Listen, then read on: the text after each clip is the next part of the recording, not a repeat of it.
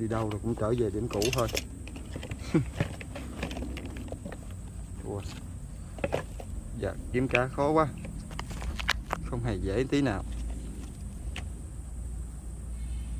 Trở lại chỗ này câu thôi chứ giờ sao. Câu trùng mà cũng dễ câu, thứ gì câu cũng được.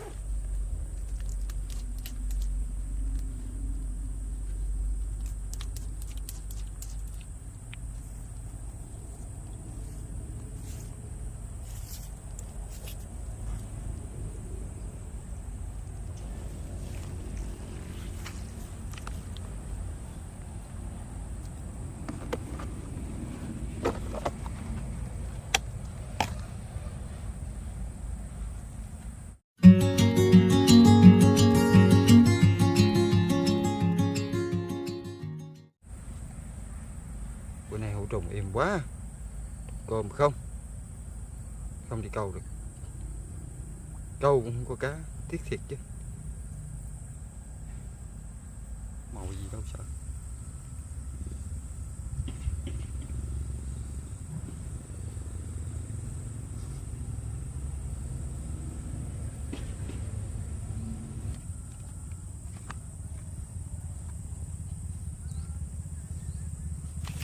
Nữa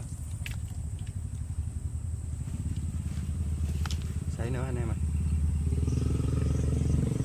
không ổn à. Kéo chìm vậy mà không dừng được.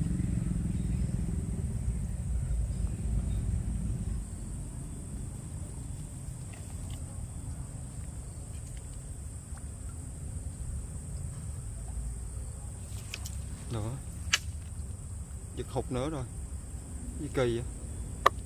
Nó ăn đung.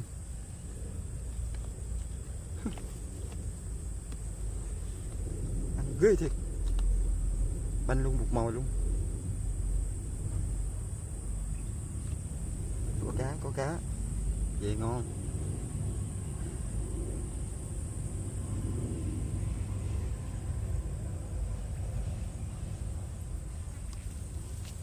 Sợ không có cá thôi chứ có cá im.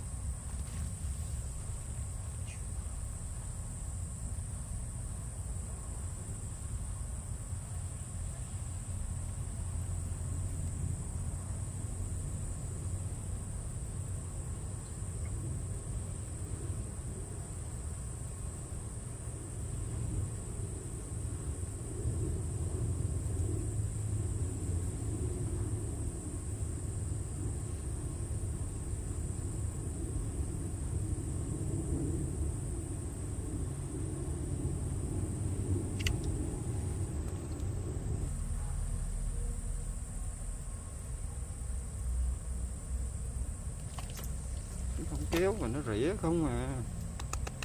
Thôi khó bắt nó thiệt chứ. Tiến lên.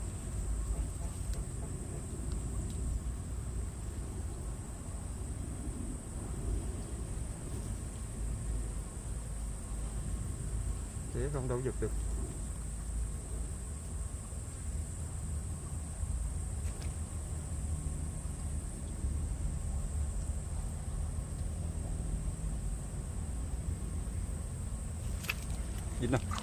Chín nào. Con gì vậy? À, dánh to cả nha. Con tay, ui không con tay. Vô mánh. Có cơ hội ra vỏ rồi cả nhà.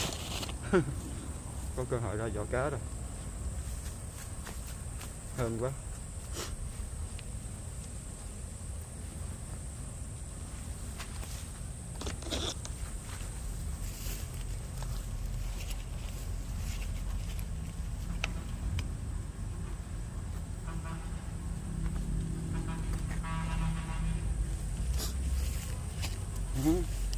Có cơ hội rồi. Rảnh ha.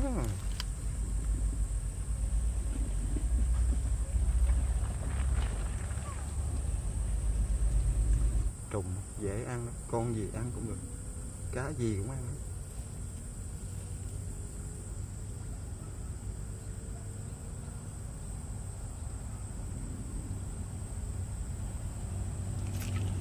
Trời đất ơi, con cá gì vậy? Ôi trời ơi, cá đuôi đỏ. Xíu.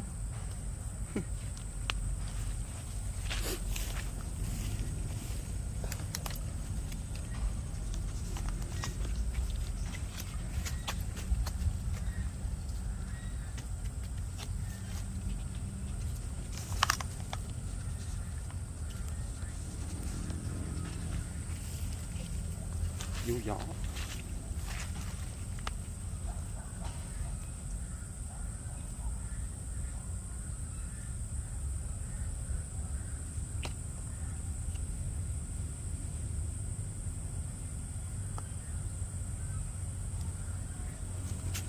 Dính tơ, xảy rồi. Hôn kéo chạy vậy mày. Kéo chạy vậy mày xảy trời. Ôi trời.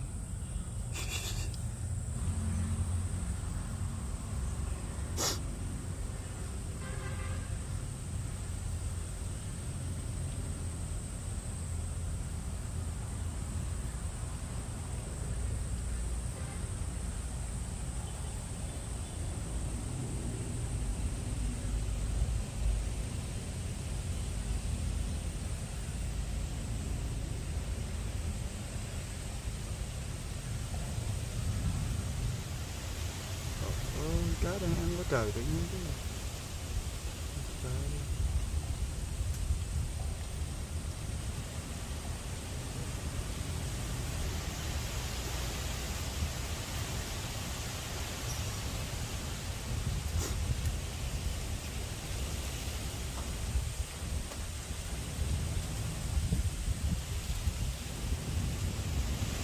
Sao kéo chạy vô, kéo chạy vô, kéo chạy vô. Con gì đây? À, rô phi. Rô phi nha cả nhà. Rô phi, rô phi. Kéo chạy vô. Trong tầm dự đoán. Ôi ôi mưa. Thiệt độc.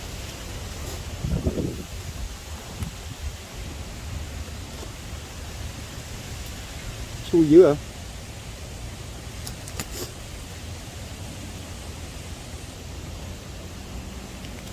Cá đang ăn quá mà.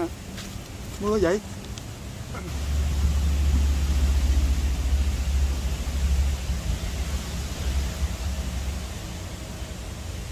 Đừng mưa ông ơi.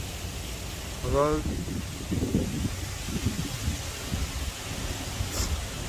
Cá đang ăn cái trời mưa trời ơi. Buồn dữ hả?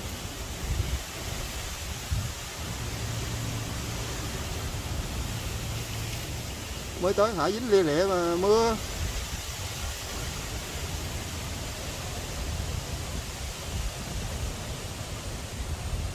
Đừng mưa ông ơi.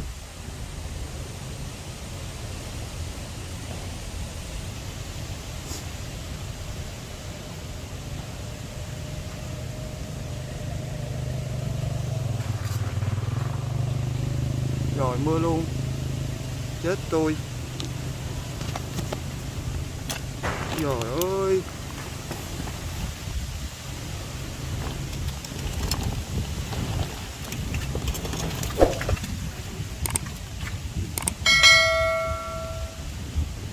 Tắt kìa cả nhà. Tiếc ghê cả nhà. Mới ra làm con cá rảnh, con cá phi liền. Con cá chốt, những con cá trắng. Vậy mà mưa quá, tiếc ghê á. Hôm nay trùng đồ đẹp lắm, cá ăn cũng mạnh nữa. Đang câu ngon cái mưa tới đùng luôn. Mới vừa về tới nhà mưa ghê lắm, mới vừa ngớt á, khủng khiếp. Chua, làm bữa nay không câu được nhiều à.